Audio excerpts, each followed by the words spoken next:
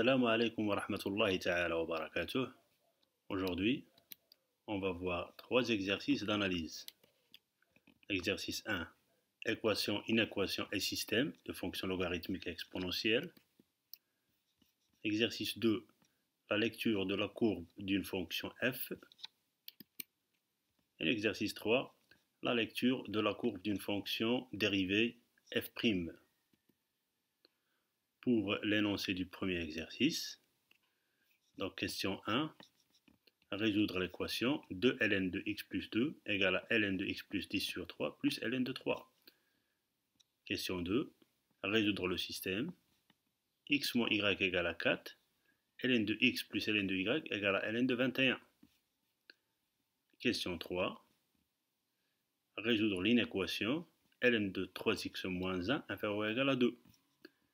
Et la quatrième question, on a deux équations, E1 exponentielle 3x moins 2 exponentielle 2x moins exponentielle x plus 2 égale à 0. Et E2, log décimal de x à la puissance 3 moins 2 log décimal de x au carré égale à log de x moins 2. Donc remarquez que les questions de l'exercice sont indépendantes. Donc bien sûr, vous allez arrêter la vidéo là pour copier l'énoncé sur vos cahiers et prendre votre temps pour répondre et après découvrez la solution pour comparer à vos réponses. Solution. Première question, soit dès le domaine de validité de l'équation. Donc le domaine de validité, c'est l'ensemble des valeurs autorisées pour l'inconnu. C'est-à-dire les valeurs qui ne créent pas une interdiction mathématique. Par exemple, ln d'un nombre négatif est une interdiction mathématique. On a x appartient à d si et seulement si x plus 2 supérieur strictement à 0 et x plus 10 sur 3 supérieur strictement à 0. Équivalent x supérieur à moins 2 et x supérieur strictement à moins 10 sur 3. La plus grande des deux valeurs, c'est moins 2. Donc ceci est équivalent x supérieur strictement à moins 2. Donc le domaine de validité, c'est l'intervalle moins 2 plus l'infini. C'est-à-dire que si x est une solution de l'équation, alors x doit appartenir à l'ensemble D. Donc D, c'est un ensemble qui contient l'ensemble de solutions.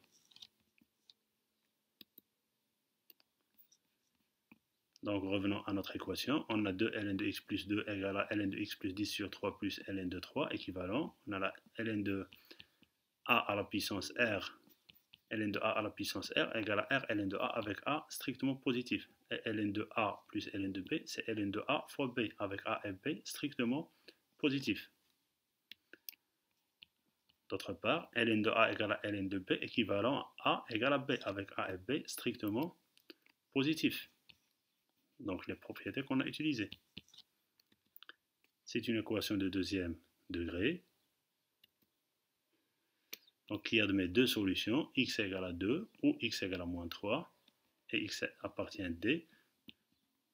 Donc moins 3 n'appartient pas à d. Donc ce n'est pas une solution. 2 appartient à d, donc c'est une solution. D'où l'ensemble de solutions, c'est le singleton 2.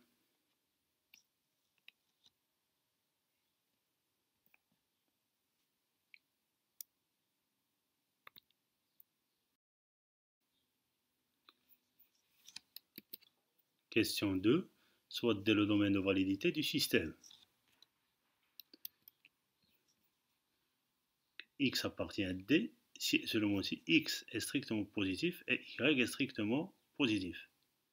Donc D, c'est R étoile plus croix R étoile plus. Donc on a x moins y égale à 4, ln de x plus ln de y égale à 21. ln de x plus ln de y, c'est ln de xy, car x et y sont strictement positifs. ln de a égale à ln de b, équivalent a égale à b. Donc par substitution, x égale à y plus 4, on remplace x par y plus 4. On tombe sur une équation de deuxième degré. donc qui admet deux solutions, y égale à 3 et y égale à moins 7. Si y égale à 3, donc on remplace, ça donne x égale à 7. Et si y égale à moins 7, alors x égale à moins 3. Et n'oublions pas la condition x, y, le couple x, y appartient à D. Donc on a le couple moins 3, moins 7 n'appartient pas à D. Le couple 7, 3 appartient à D. Donc on va retenir le couple 7, 3. L'ensemble de solutions du système, c'est le couple 7, 3.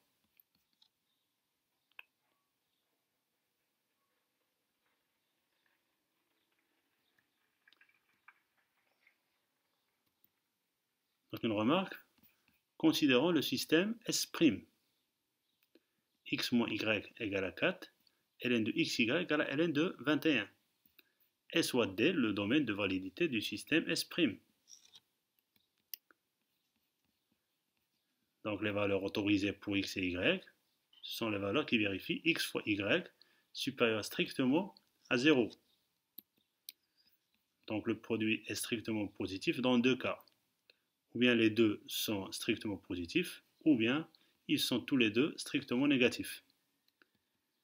C'est-à-dire que l'ensemble de validité, l'ensemble D, c'est R étoile moins fois R étoile moins, c'est-à-dire que les deux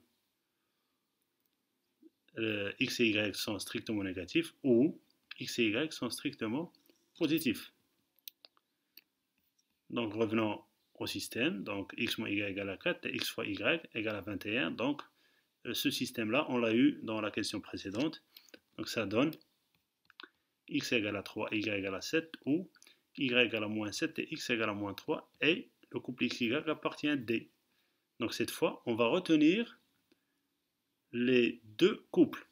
Le couple 7, 3 appartient à D, donc il appartient à R étoile plus croix R étoile plus, et le couple moins 3, moins 7 appartient à D aussi, donc il appartient à R étoile moins croix R étoile moins. D'où l'ensemble de solutions, c'est les deux couples 7, 3 et moins 3, moins 7. Donc le système S' est différent du système qu'on vient de voir, même si ln de x fois y égale à ln de x plus ln de y, mais cette égalité, elle est sous une condition que x et y soient supérieurs strictement à 0.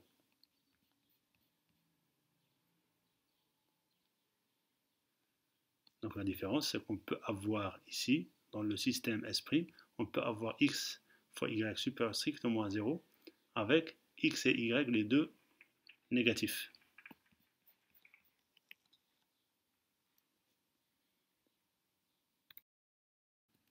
Question 3. Soit D le domaine de validité de l'inéquation ln de 3x moins 1 inférieur ou égal à 2. On a les valeurs autorisées pour x.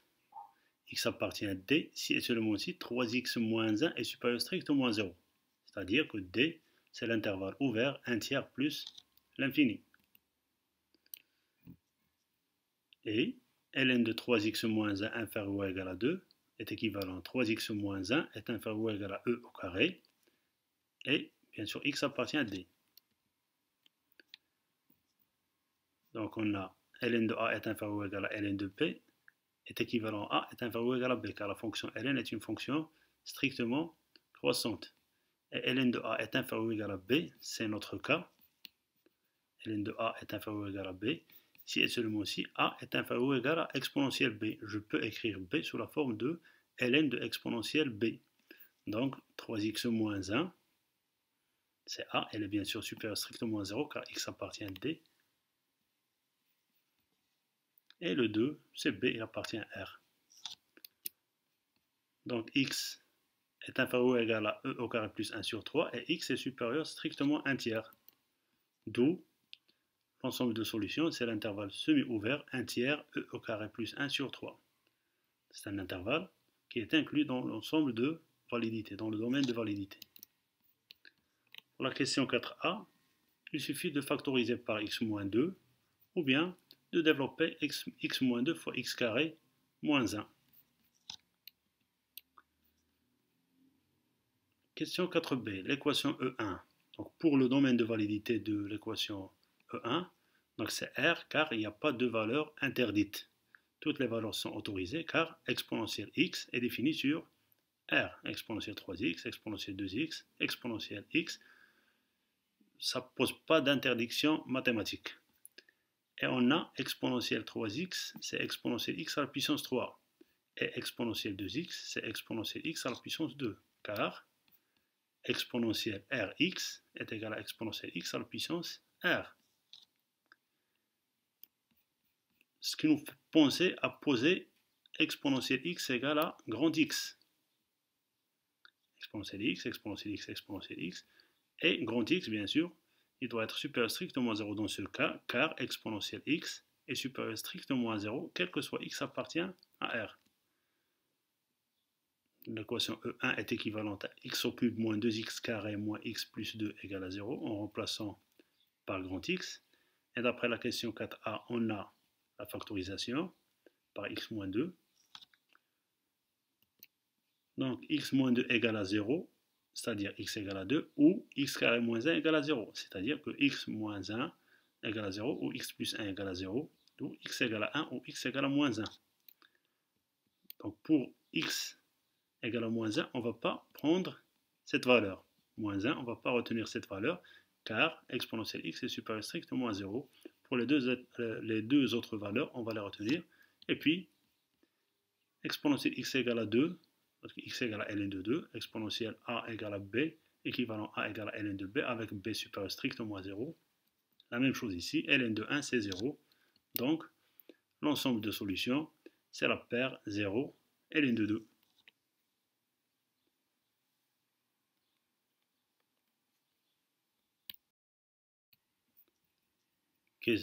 Pour l'équation E2, le domaine de validité, c'est l'intervalle 0 plus l'infini, l'intervalle ouvert 0 plus l'infini, car l'équation E2, c'est log de x au cube moins 2 log de x au carré égale à log de x moins 2. Donc, pour que log de x soit défini, il faut que x soit supérieur strictement à 0. Donc, cette écriture nous fait penser à poser grand X égale à log de x, logarithme décimal de x. Donc on a ici grand X appartient à R, qui peut être négatif, car quel que soit x supérieur strictement à 0, log de x appartient à R.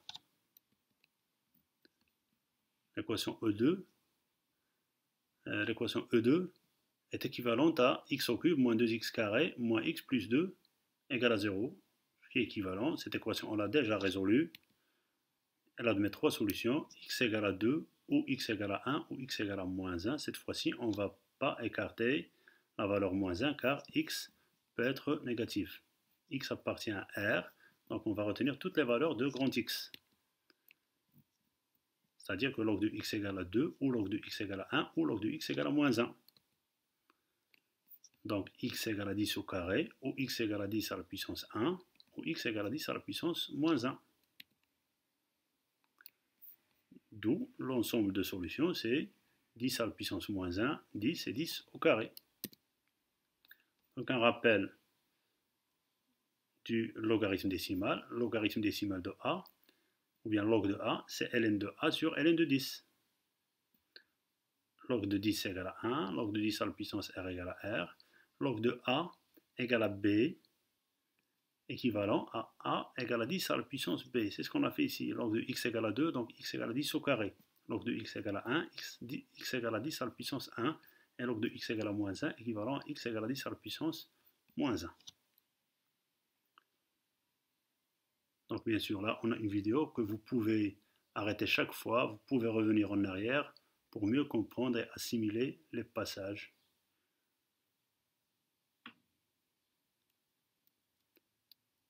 C'est tout pour l'exercice 1. Pour l'exercice 2, la lecture de la courbe d'une fonction f. Donc, soit f, une fonction définie par cette courbe-là. Calculer les limites, déterminer les limites de f de x en moins l'infini, limite de f de x en plus l'infini, limite de f de x sur x en plus l'infini. Déterminer f de 0 et f' de 1 demi, Et tout ça à partir de la courbe. Dresser le tableau de variation de la fonction f. Quel est le nombre de solutions de l'équation f de x égale à 0? Étudier le signe de f de x suivant les valeurs de x. Soit g, la fonction définie par g de x égale à f de x, quel que soit x appartient à moins l'infini 1/2, c'est-à-dire la restriction de la fonction f sur l'intervalle moins l'infini 1/2. Montrer que g admet une réciproque. Tracer c de g moins 1 dans le même repère. Et puis, la deuxième partie, sachant que f de x égale à a plus bx moins 1 fois exponentielle de x, montrer que a égale à 1 et b égale à 1, et puis calculer g de 0 et g moins 1' de 0. Donc vous allez arrêter la vidéo pour copier l'énoncé sur vos cahiers, pour prendre votre temps pour répondre, et puis relancer la vidéo pour comparer vos réponses à la solution proposée.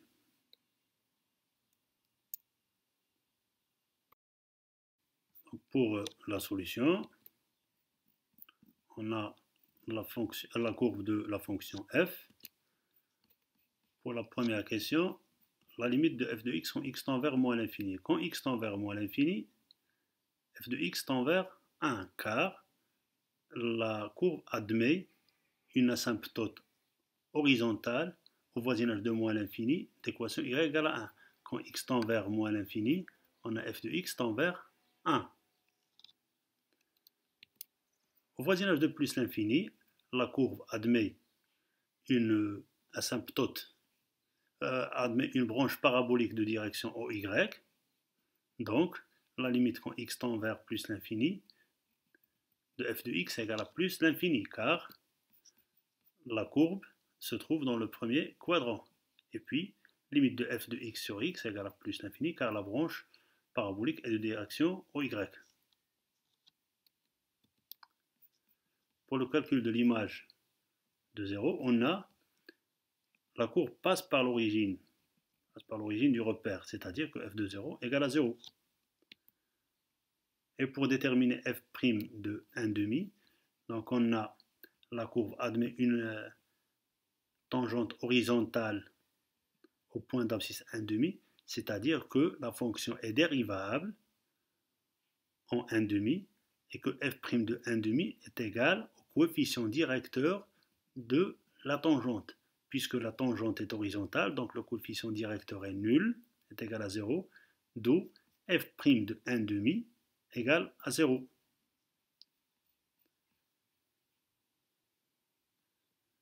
Et d'ailleurs, la fonction f, elle est dérivable sur R. Elle est dérivable sur R car il n'y a pas de, à partir de la courbe bien sûr, il n'y a pas de point anguleux et il n'y a pas de demi-tangente verticale.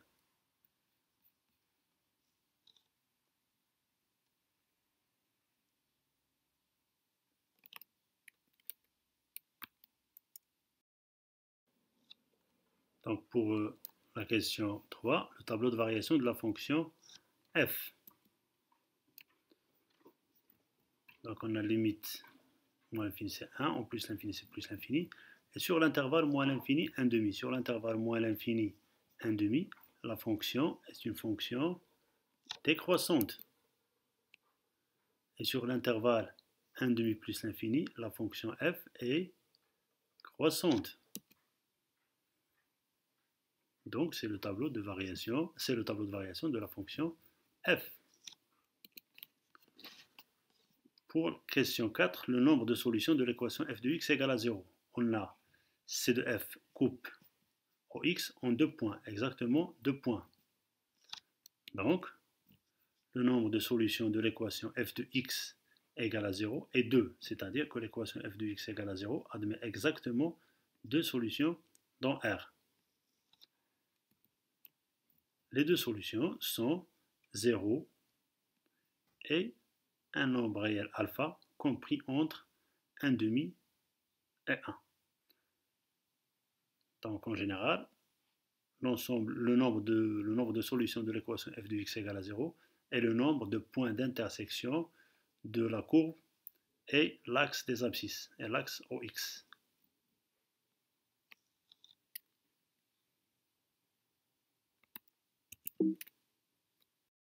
Question 5. On a C de f au-dessous de OX dans l'intervalle 0 alpha, c'est-à-dire que f de x est inférieur ou égal à 0 dans l'intervalle 0 alpha. Et sur les deux intervalles moins l'infini 0 et alpha plus l'infini, la courbe elle est au-dessus de OX, au-dessus de l'axe des abscisses. Donc la fonction est positive sur moins l'infini 0 union alpha plus l'infini, d'où le tableau de signes de la fonction f. Négatif sur 0 alpha et positif ailleurs. Donc pour montrer que la fonction g admet une fonction réciproque, donc g c'est la restriction de f sur l'intervalle moins l'infini 1,5, c'est-à-dire que la courbe, la partie de la courbe f, cette partie-là, c'est la courbe de g jusqu'au point A. Donc sur cet intervalle-là, la fonction g est continue car la courbe ne présente aucun point de discontinuité. Et elle est strictement décroissante sur l'intervalle moins l'infini 1,5. D'où g admet une fonction réciproque g-1 définie sur l'intervalle j, c'est g de moins l'infini 1,5, c'est l'intervalle g de 1,5, 1. L'image d'un intervalle par une fonction continue est un intervalle puisque la fonction est décroissante, donc on inverse g de 1,5 et la limite de g de x, x tend vers moins l'infini, c'est 1.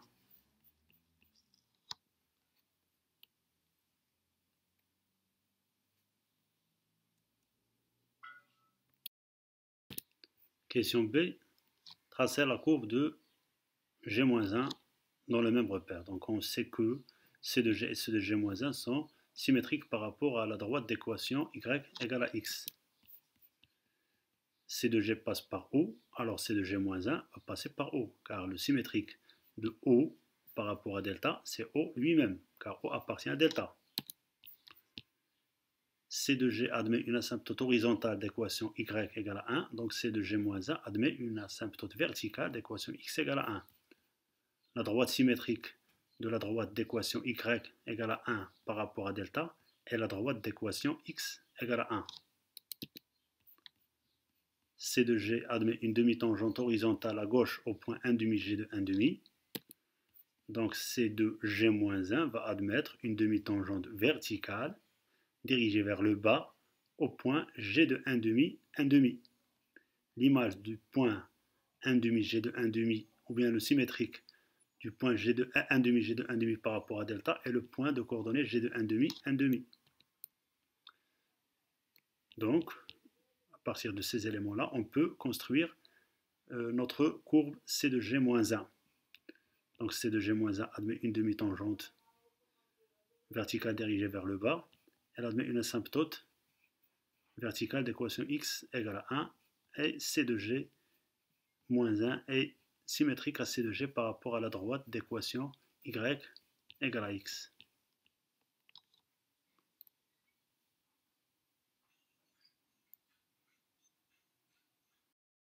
Partie, on a f de 0 égale à 0 et f de 0 égale à a-1. On remplace x par 0 dans l'expression proposée de f de x.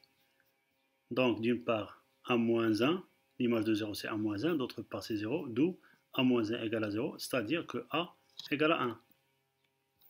On a aussi f' de x égale à 2bx plus b moins 2 fois exponentielle de x. Donc f' de 1,5, je remplace x par 1,5, donc ça donne b moins 1 fois e. Et on a déjà montré que f' de 1,5 égale à 0.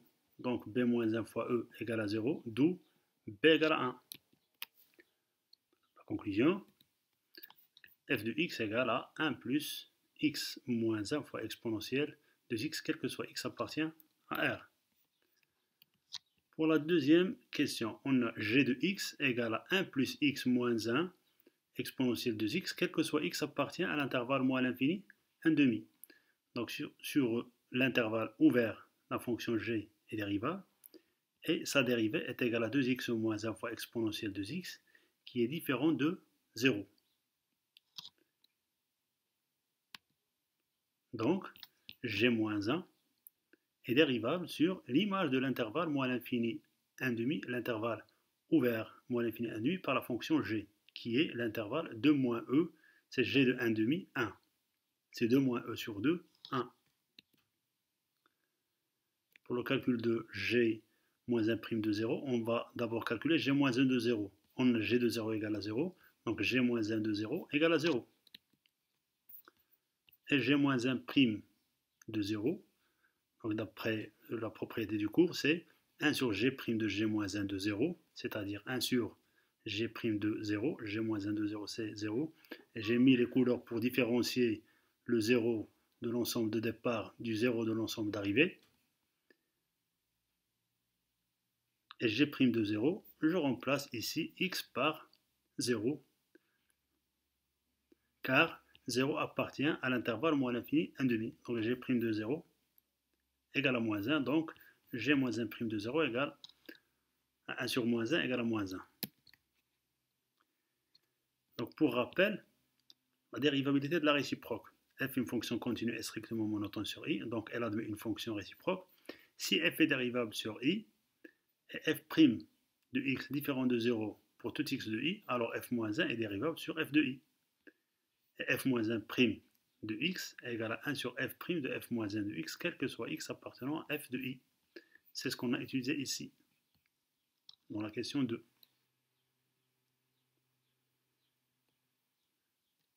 Donc, c'est tout pour cet exercice.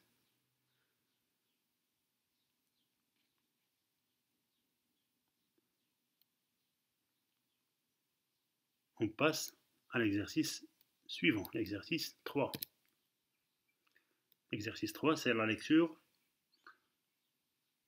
de la courbe de la fonction f'. Donc, la courbe qui représente la fonction f' est là. Donc, f une fonction, ou bien f une fonction 2 fois dérivable. Donc, j'ai le droit de parler de f' et de f seconde.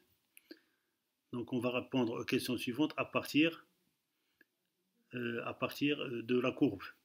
Montrer que l'équation f' de x égale à 0 admet une solution unique alpha dans R. Étudier le signe de f' à partir de la courbe. En déduire le sens de variation de la fonction f. Déterminer f seconde de moins 3,5 et f seconde de 1,5. Et sachant que la courbe de f passe par le point moins 1,5, 0, donne une équation cartésienne à la tangente à c de f au point I.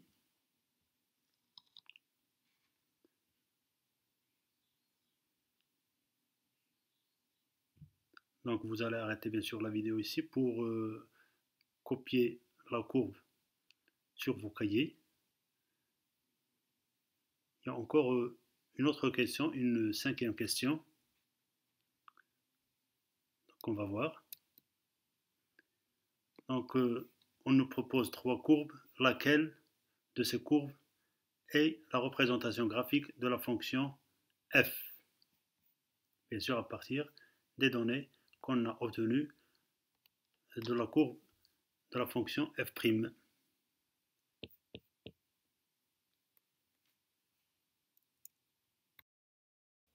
Pour la solution, on a la courbe de la fonction f'. On a c de f', la courbe coupe OX en un seul point d'abscisse alpha comprise entre 1 et 2. Donc l'équation f' de x égale à 0 admet une unique solution alpha dans R. Pour le signe de f' de x, sur l'intervalle alpha plus l'infini, la courbe de f' est au-dessous de l'axe des abscisses, c'est-à-dire que f' de x est inférieur ou égal à 0, quel que soit x appartenant à alpha plus l'infini. Et sur l'intervalle moins l'infini alpha, la courbe elle est au-dessus de l'axe des abscisses. Donc f' est positif sur l'intervalle moins l'infini alpha. Donc pour les variations de la fonction f' négative sur alpha plus l'infini, donc f est décroissante sur alpha plus l'infini. F' est positif sur moins l'infini alpha, donc f est croissante sur moins l'infini alpha.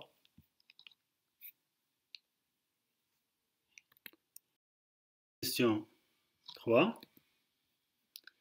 Donc on a C de f' admet une tangente horizontale de coefficient 0 au point d'abscisse moins 3,5. On a une tangente horizontale. Donc f seconde de moins 3,5 égale à 0. Et la courbe de f' admet une tangente horizontale au point d'abscisse 1,5. Donc f seconde de 1,5 égale à 0.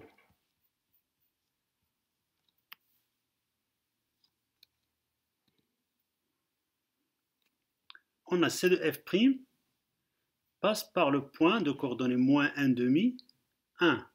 Donc f' de moins 1,5 égale à 1. Et d'après les données, C de f passe par le point de coordonnées moins 1,5, 0. Donc f de moins 1,5 égale à 0. D'où une équation cartésienne de la tangente à C de f au point I est y égale à f' de 0, f' de moins 1,5 fois x plus 1,5 plus f de moins 1,5. C'est-à-dire y égale à x plus 1,5. C'est l'équation de la tangente à C de f au point I.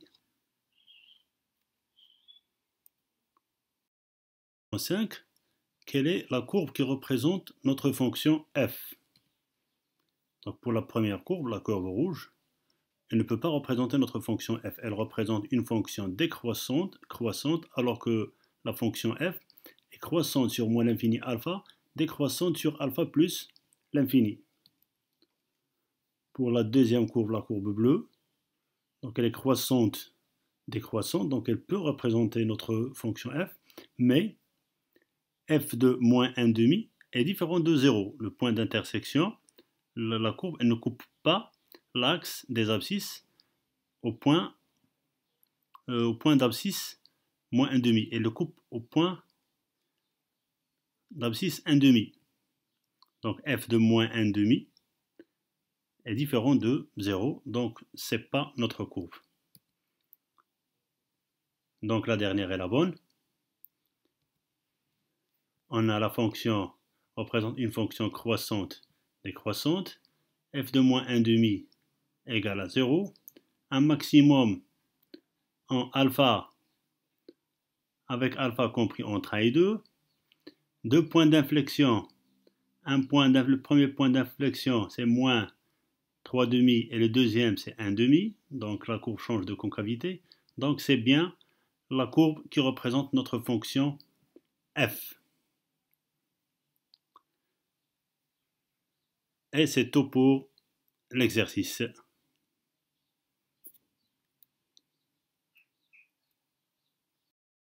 C'est tout pour cette séance. À une autre séance, Inch'Allah, à d'autres exercices. Et d'ici là, bon courage.